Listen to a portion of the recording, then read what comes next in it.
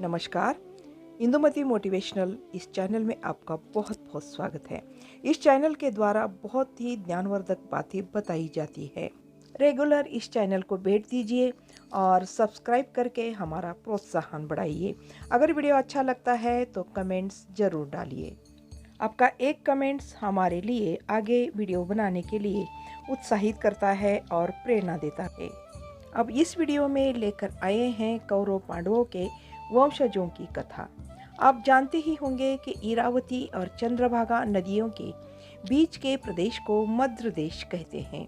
उस मद्र देश का राजा था शल्य। शल्य अब बूढ़े हो चले थे। एक बार शल्य राजा अपनी 20 वर्ष की पोती को पास में बिठाकर पूछते हैं कि बेटी, तुम जानती हो कि मैं कितने बरस का हूँ? पोती कहती है कि दादाजी, आप तो इतने बड़े हैं कि आपके जितना बड़ा तो इस पूरे राज्य में कोई नहीं है। शल्य राजा कहते हैं, फिर भी ना मेरी पीठ झुकी हुई है, ना कभी चलने फिरने से कमर ही कसकती है। जानती हो क्यों? पोती ने पूछा। दादाजी क्यों? दादाजी कहते हैं, बेटी, पुराने जमाने के लोग बलिष्ठ हुआ करते थे, क्योंकि वे तुम लोगों जैसे देशाचार कुलाचार छोड़कर दूसरों की नकल करते घूमते नहीं थे। पोती ने बीच में ही टोका, दादाजी, आप में और मुझ में समझौता हो चुका है कि इस बारे में हम बात नहीं करेंगे। दादाजी कहते हैं, ठीक है, तुमसे नाहक क्यों बात करूं? तेरे पिता को आने दे।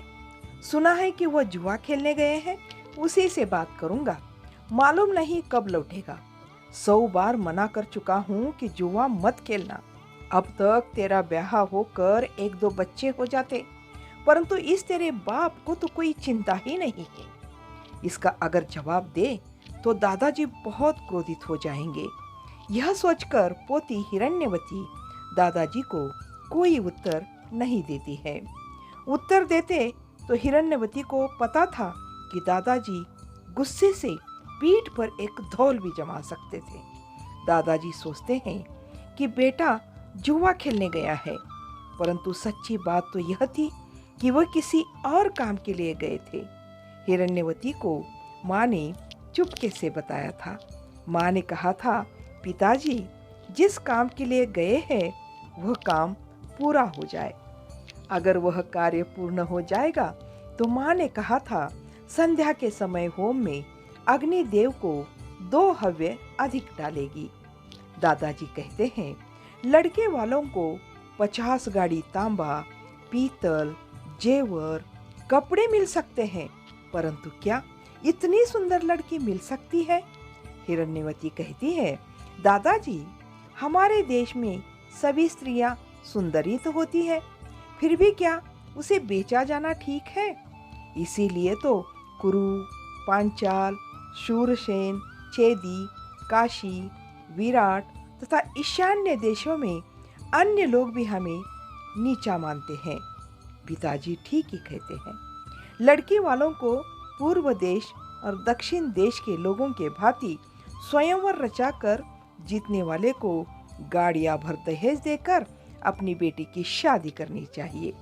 आगे चलकर पति के घर में लड़की का सम्मान होता है और कुल का आदर भी। हिरण्यवती कहती है कि दादाजी, ये पद्धति भी अच्छी है, क्योंकि कोई क्षत्रिय राजकुमार आए और कन्या को मोहित करके अपने रथ पर बिठाकर भगा ले जाए। हिचकोले खाता रथ, घोड़ों की टापू की आवाज, धूल और पीछा करने वालों के हाथ न आना, पीछा करने वाले पिता अथवा दादा को परास्त कर देना। हिरण्यवती पूछती है कि दादाजी, क्या आप में इतनी शक्ति है कि भगा कर ले जाने वालों को परास्त कर सके? इतनी शक्ति तो होनी ही चाहिए, क्योंकि आपकी चलते समय न कमर लचकती है न ही आपकी पीठ झुकी हुई है। हिरण्यवती पूछती है कि दादाजी, आप कितने साल के हैं? शल्य राजा कहते हैं कि तुम फिर से वही प्रश्न पूछ रही हो। तो सुन, मैं आज तुम्हें बताता हूँ, मैं 84 साल का हूँ। हिरण्यवती पूछती है कि आपने यह हिसाब कैसे रखा है? शल्य राजा कहते हैं कि कैसे मतलब? मैं भीष्म से 36 वर्ष छोटा हूँ। अब वे 120 के हैं, तो मैं कितने का हुआ? इस तरह उंगलियों पर गिनती करते हुए कहते हैं। हिरण्यवती पूछती है कि दादाजी, आपको कैसे पता कि भीष्म 120 वर्ष के हैं? हिरण्यवती ने गर्दन उठाकर देखा तो दादाजी बहुत क्रोधित हो उठे थे। यह जानते हुए कि उनका गुस्सा शांत करने के लिए हिरण्यवती ने कहा कि दादाजी, मैंने इसलिए पूछा क्योंकि भीष्म कभी हमारे नगर नहीं आए और हमारे देश भी नहीं आए और आप भी कभी वहां नहीं गए।